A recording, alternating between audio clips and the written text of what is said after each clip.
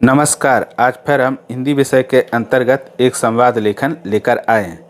तो प्रश्न परीक्षा में इस प्रकार से पूछा गया था। घर के आंगन में अमरूद का पेड़ फलों से लद गया है। उसके बारे में बहन भाई के बीच हुए संवाद को लगभग 50 से 60 शब्दों में लिखिए। ठीक है, तो सबसे पहले क्या करेंगे, हम पूरे प्रश्न को एक बार ठीक से पढ़कर समझ लेंगे और समझेंगे क्या, दो बातें। एक तो ये कि संवाद किनके बीच हो रहा है और संवाद का विषय क्या है।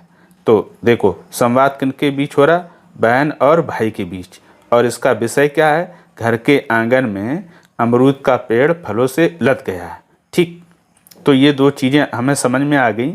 उसके बाद ही हम संवाद लेखन लिखेंगे।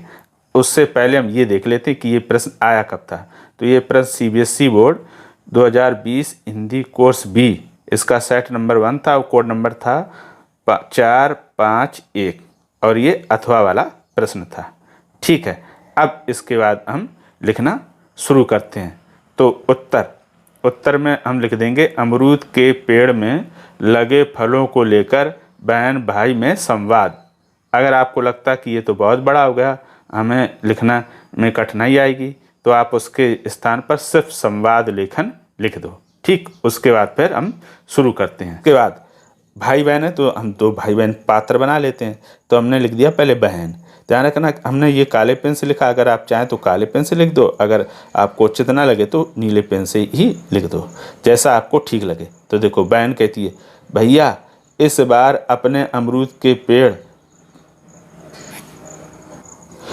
में फल खूब आए हैं। तो भाई कहता, हाँ दीदी, पके अमरूदों की महक भी आ रही है। महक का अर्थ है यहाँ पर खुशबू। बहन कहती है, तुम्हें अमरूद पसंद है?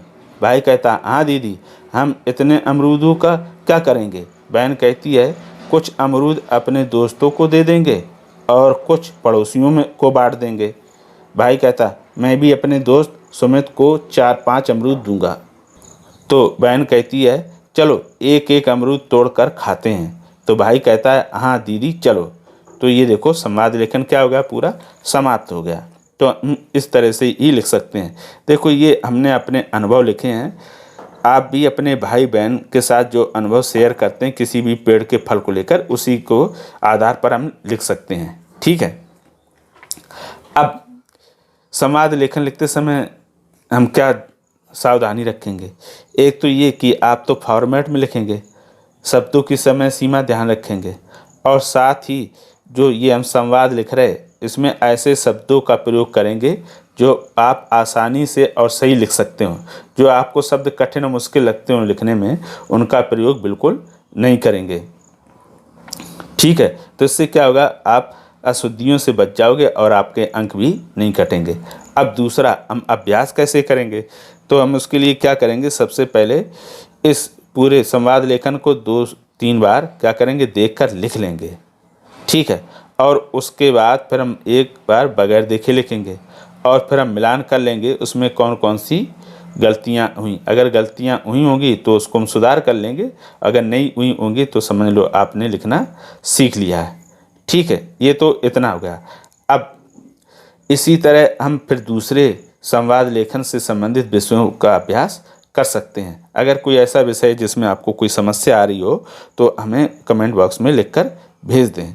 ऐसा अगर हफ्ते में आप एक दिन भी करेंगे, 1 घंटे समय देंगे, तो आप निश्चित तौर में बहुत आसानी से संवाद लेखन लिखना सीख जाओगे। तो इसी तरह अभ्यास करके आप हमें अवश्य बताइएगा कि आपने संवाद लेखन को लिखने में कितनी बार अभ्यास करा और कौन कौन सी आपको कठिनाइयाँ हुई। तो ये बताना हमें बिल्कुल ना भूलें। तो फिर आज के लिए इतना ही। हम फिर मिलेंगे कभी किसी नए विषय के साथ। तब तक के लिए धन्यवाद।